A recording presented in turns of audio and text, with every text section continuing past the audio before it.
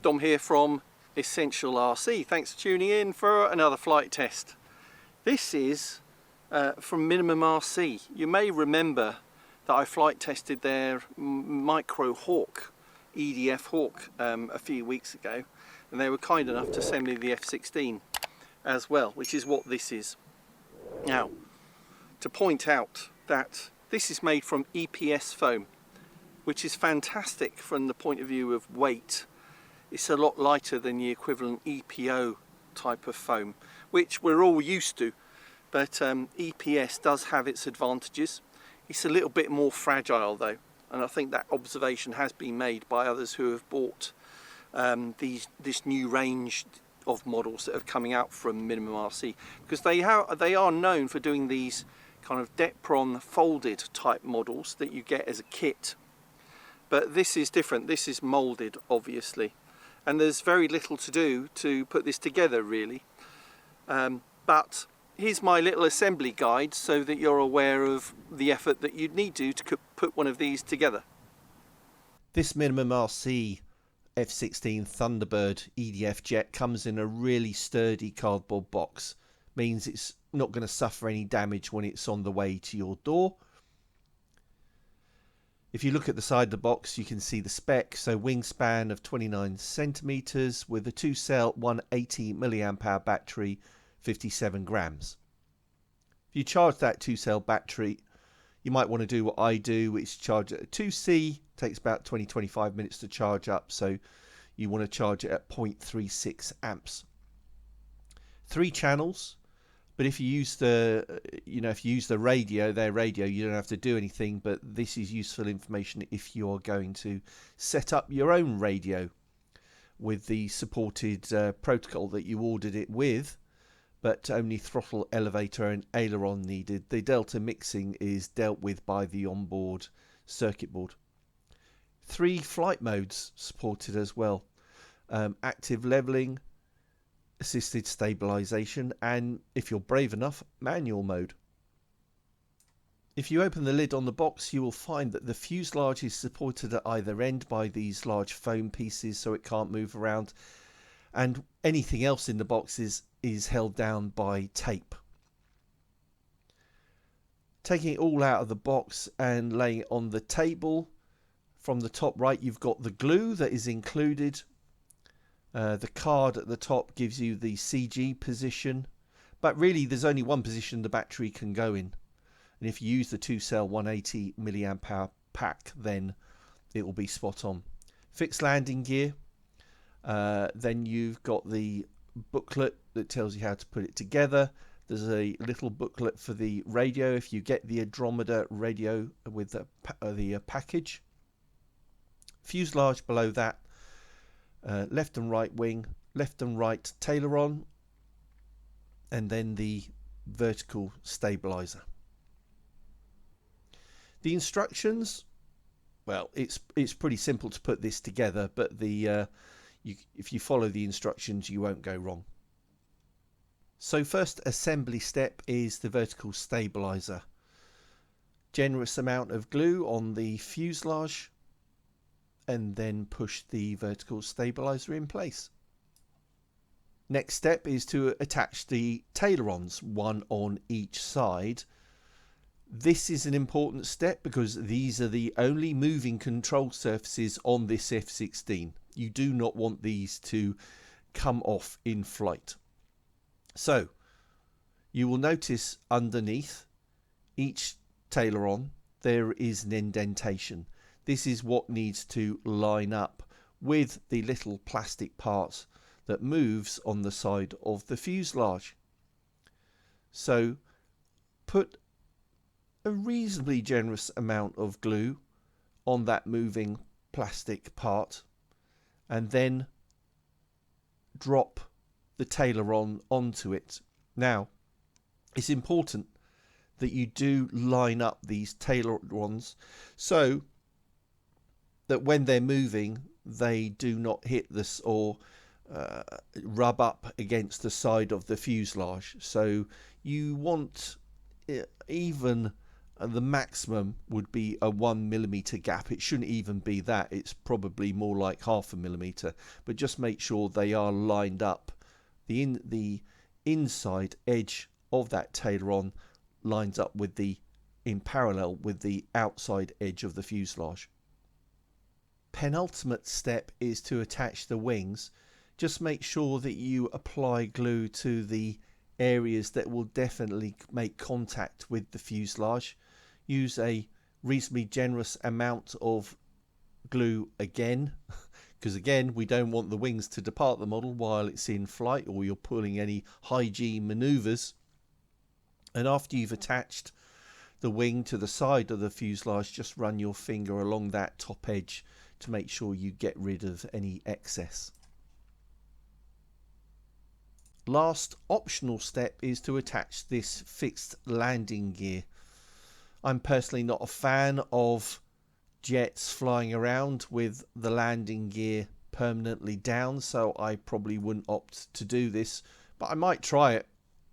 Try to fly off a smooth hard surface just for fun, but generally I fly off grass, so this would not work because the wheels are too small. But if you do decide to fix them, just press them into the slots that are already there in the underside of the fuselage.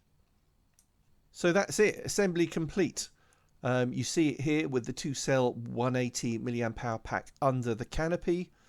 The canopy is held in place by a magnet, and that works quite effectively. Just recheck the balance with your battery if you do use something separate to what I'm using here. That is on that little card in the pack, but otherwise you're ready to go. Now with that assembly done, and I'm sure you'll see that it, not too much effort, you even get the glue in a box, so there's really no excuse. It takes minutes to do, and you just let the glue go off probably overnight to be safe, and then fly it the next day. Now this does come with a, you can buy it with the radio, you don't have to. You can use a multi-protocol radio if you've got one like the Radiomaster TX16S and bind to one of the supported protocols. But they've sent it to me with their radio, and I used this with the Hawk, and it works pretty well. It does have a flight stabilization system which has auto leveling, assisted stabilization and manual modes. And when you launch it, they say to launch it in auto leveling mode, and then to flick it down into assisted stabilization or manual modes when you're happy with it, when it's got some altitude. So I'll turn this on. I've put in my 4 AA's and plug in the 2-cell 180 mAh pack. And that powers the servos. And what I do like about this is that it's full moving tailerons on this, or elevons, can't remember what you call it. There's a 30mm EDF unit in the back here pushing it along. Fixed landing gear, which is really only good on super smooth surfaces, which I'm obviously not on today, even though the grass has just been cut for an event we're having at the weekend. But I'm going to remove that just pushes in place. But let's get it flying and see how well it goes compared to the Hawk.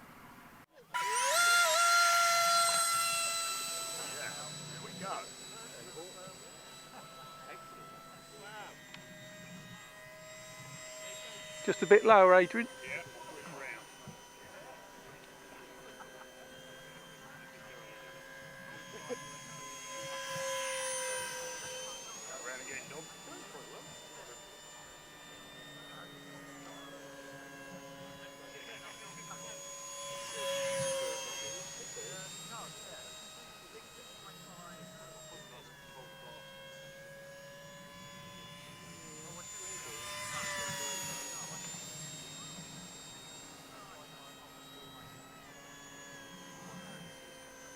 Get a low one.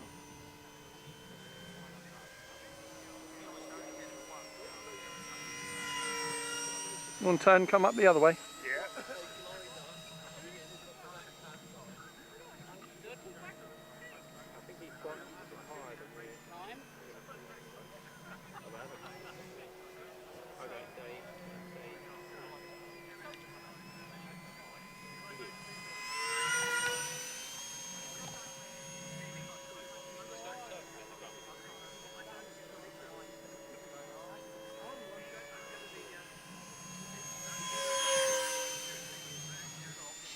Trying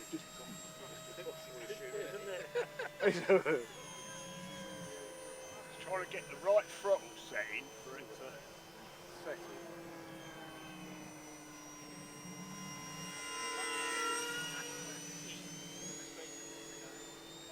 Come back the other way.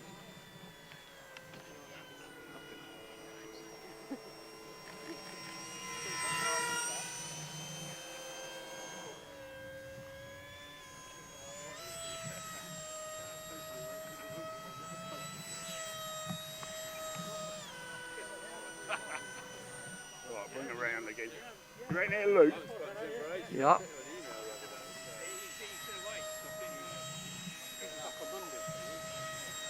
you go. And another one.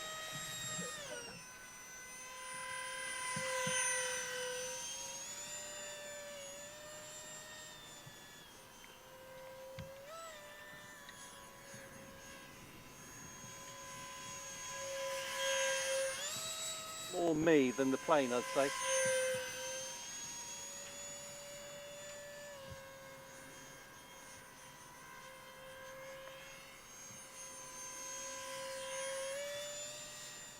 Yeah, you're right. Only just. It's not going anywhere. Bit of into wind slow. Go round again.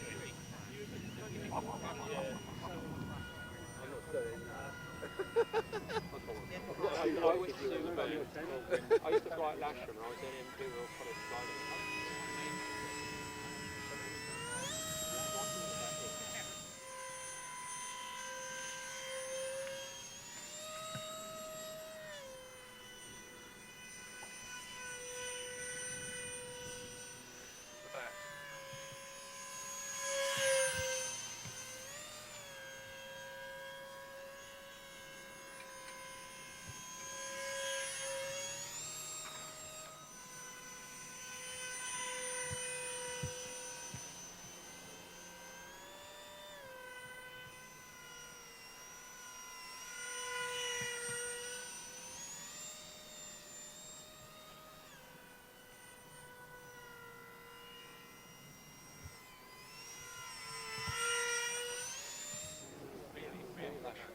They should. I wish everyone did it, but they don't.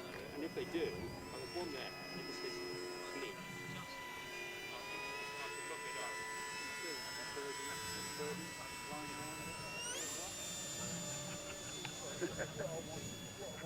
How long's the battery last?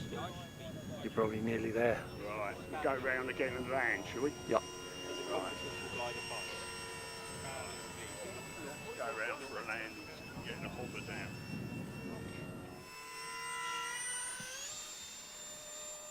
So I'm going to fly this battery until it's flat, because I think the flight time, you probably want to know what the flight time is, and I'm not keeping count. I'll include that in the video. Bring it back. Oh, pilot ejected. So that felt like 3 to 4 minutes to me. Oops. Which for such a small battery is no great surprise. But I have to say the flight stabilisation does a really good job. But I was quite surprised in that I enjoyed it most in the auto level mode, because I just really want to concentrate on the turns rather than in stabilised mode.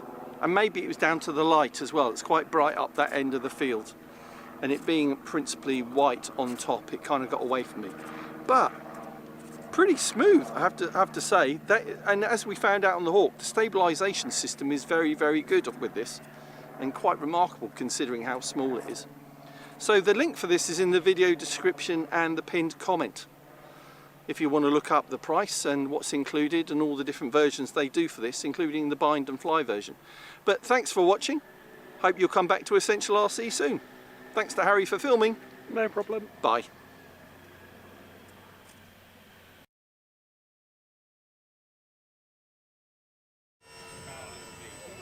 Go round for a land, getting the hopper down.